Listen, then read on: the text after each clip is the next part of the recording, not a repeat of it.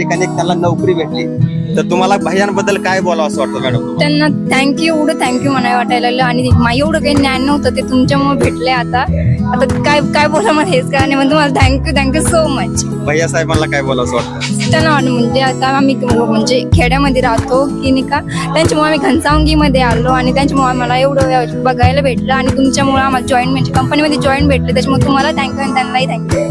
तुम्हाला काय वाटतं मॅडम आज या ठिकाणी मॅम तुमचं सर सगळ्यांना थँक्यू सो मच की मला पण माहित नव्हतं की नाही म्हणजे नोकरीसाठी इथे संधी आहे म्हणून, की मला कळलं असं की नाही म्हणून. पण इथं आल्यावर की ना सक्सेस झाले तर खूप आनंद होतोय. भैया साहेबांना पण खूप धन्यवाद आणि राहुल सरांना पण धन्यवाद. अच्छा, तुम्हाला काय वाटतं आज या ठिकाणी सिलेक्शन झालंय? भैया साहेबांमुळे खरंच शुभेच्छा की त्यांच्यामुळे आम्हाला नोकरी संधी मिळाली.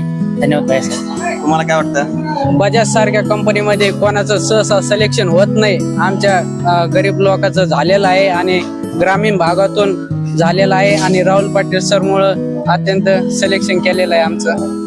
खूप खूप धन्यवाद देतो मी. आज एक तुझ्या आयुष्याला तुला एक ड्रीम जॉब भेटला असं मी ग्राह्य धरू शकतो. हो सर, खूप छान वाटतंय.